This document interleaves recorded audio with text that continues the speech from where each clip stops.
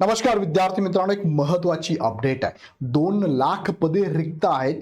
या संदर्भात पाठीमागे सुद्धा माननीय मुख्यमंत्री साहेबांनी सांगितलं होतं की येणाऱ्या कालावधीमध्ये आम्ही 70,000 पदं भरणार आहोत. पण त्याच्याही पूर्वी घोषणा होती की 2 लाख पदांची भरती राबवली जाणार आहे. पण या संदर्भात फक्त आश्वासन दिलं जातं असं सरकारी कर्मचाऱ्यांचं म्हणणं आहे.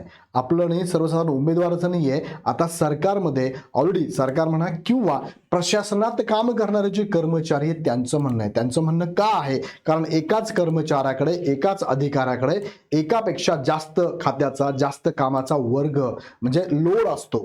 सो त्या अनुषंगाने सरकारी कर्मचारी आता ग्रासलेले की इथे एकाच वेळेस 3 डिपार्टमेंटचा, 3 पदांचा कार्यभार कसा सांभाळायचा, आणि त्याच्यामुळे सर्वसामान्य जनतेला सुद्धा इथे तोंड देताना त्यांना नाकी नऊ येत आहे. सो हे सगळं बघत असताना सर्वसामान्य जनतेला योग्य त्यावेळी योग्य ती सेवा दिली जात नाही, आणि मग जनतेचा सुद्धा त्यांच्यावरती असणारा राग आणि याच्यातनं त्यांच्या कामावरती पडणारा प्रभाव किंवा कामामध्ये येणारा ताण लक्षात घेता कर्मचारीच आता स्वतः संपावर उभे राहणार आहे. सो हे मोठं अवघड जाणार आहे सरकारला. यावरती आता लवकरच निर्णय घेऊन ह्या पदभरती केल्या जाऊ शकतात.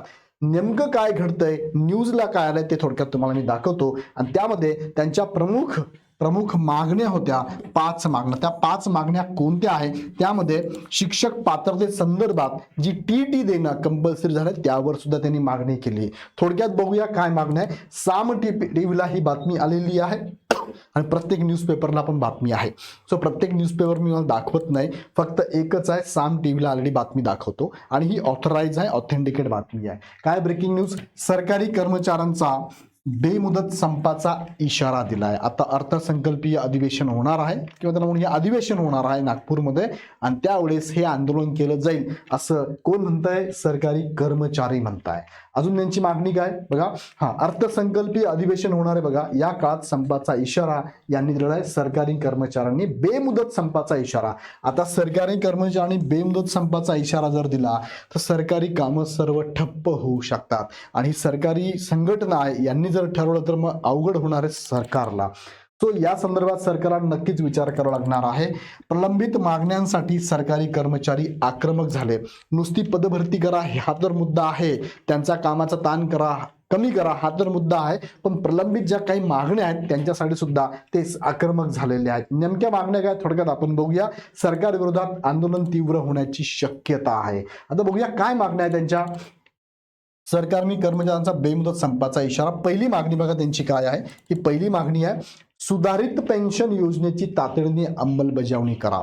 हे रेंगाळत चाललंय, बऱ्याच दिवसापासून चाललंय. सो सुधारित जी पेन्शन आहे ती योजना लवकरात लवकर लागू करा. दुसरं आहे की 3% वाढीव महागाई भत्ता लागू करावा. सरकारने ऑलरेडी ठरवलं, याच्यावर विचार चाललाय, सगळं आहे, पण लागू कधी करताय तर तो लागू करावा असं म्हणणं आहे.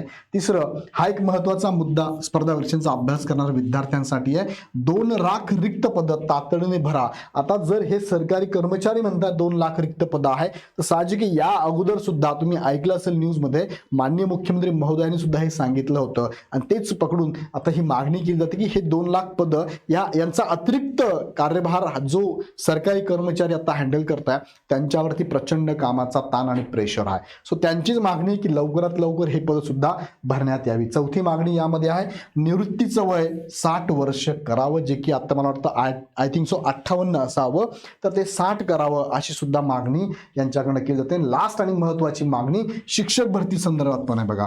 टीटी धोरणाबाबत स्पष्टता द्यावी, कारण महाराष्ट्र सरकारकडनं, शिक्षण विभागाकडनं असं अजूनही काही परिपत्रक प्रत्येक शाळेला किंवा संबंधित संस्थेला अजून गेलेलं नाही.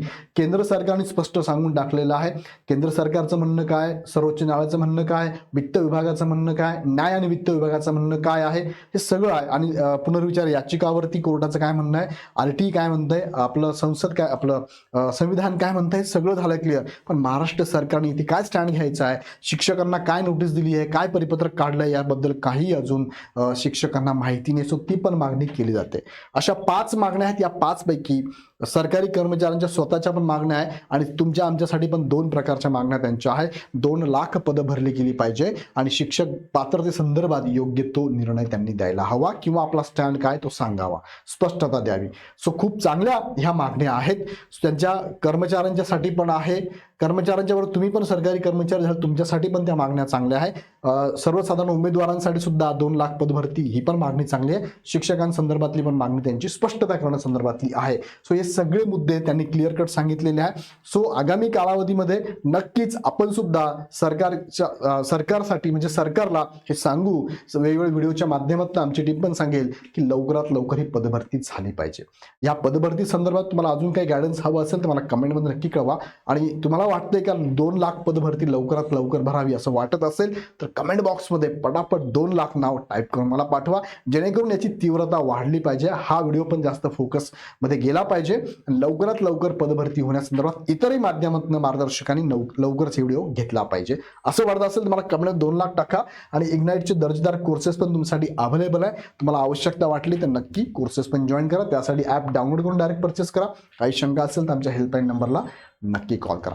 व्हिडिओ आवडला तर लाईक करून तुमच्या मित्रांच्या ग्रुपमध्ये नक्की शेअर करा आणि चॅनल सबस्क्राईब करून बेल आयकॉन क्लिक करा. पुन्हा व्हिडिओ नेक्स्ट व्हिडिओमध्ये. धन्यवाद.